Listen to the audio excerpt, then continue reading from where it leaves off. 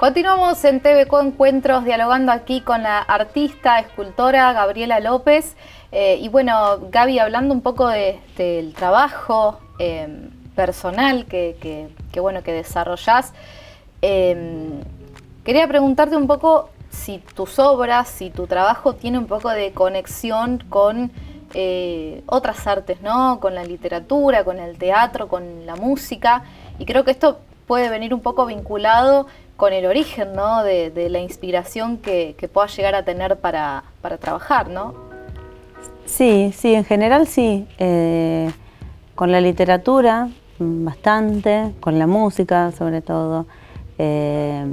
Y yo creo que un poco tiene que ver con el paisaje en el que vivimos, sobre todo. Por el material, yo trabajo la madera, porque aparece constantemente en las imágenes cosas que tienen que ver con el tipo de relieve, con la llanura, con el viento, y sobre todo con los colores. En esto de la madera, hay como una cuestión que es bien de la zona en la que vivimos, más allá de la idea y de lo abstracto del concepto, ¿no?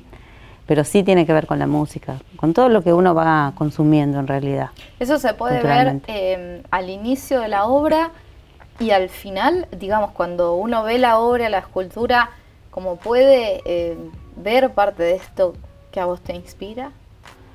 No sé, yo creo que se puede ver ya no en una obra en particular, sino en una muestra, con varias. Yo creo que es fácil la lectura en grupo de las esculturas, cuando uno las ve todas juntas.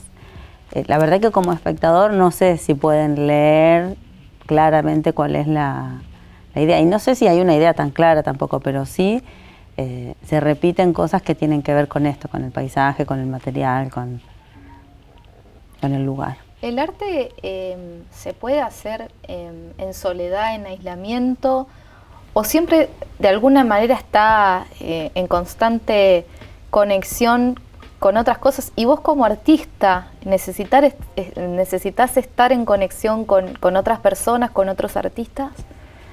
Hay muchas maneras y y cada uno lo que tiene por ahí el arte, no sé si diferente, pero particular, es que cada uno es, cada carrera de cada artista, cada manera de encarar la obra, de encarar su proyecto de vida artística, es tan particular que lo hace muy difícil de generalizar demasiado, ¿no? Porque uno en otras carreras por ahí tiene una secuencia de si hago esto y esto, debería pasar esto, y bueno, hay como una escalera que ir siguiendo. Bueno, el arte es totalmente abierto en eso.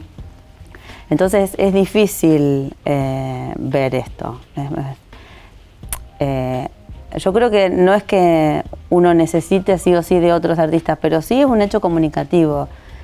O sea, si yo lo hago a solas, aislada del mundo, y lo hago solo para mí, es como si no existiera, si no hay un otro que lo vea.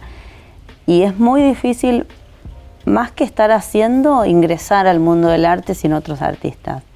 Porque vos podés estudiar, yo hice la carrera, digo yo, como bueno, uno puede hacer todo lo que pueda en su ambiente. Pero la verdad es que es difícil llegar, por ejemplo, a la escultura sin pasar por otros escultores, claro, sin pasar por el taller de otros escultores, sin trabajar con otros a la par, ¿no? Es como, a mí me da la sensación siempre que son circuitos que te abren las puertas otro artista, otro. Es difícil ingresar solo, no porque no te hagan el lugar, sino porque es mucho lo que hay que trabajar, que comunicar. Claro. En aislamiento, en pandemia, por ejemplo, todo el mundo produjo mucho estando solos, sí, pero todo el tiempo tratamos de conectarnos, claro, de cualquier manera, ¿no? Para compartir, para ver, para hablar el mismo lenguaje, sobre todo para eso. Es comunicación, entonces de alguna manera hay una ida y vuelta con otros artistas, con un espectador, con un otro, ¿no? Es un mensaje siempre la obra.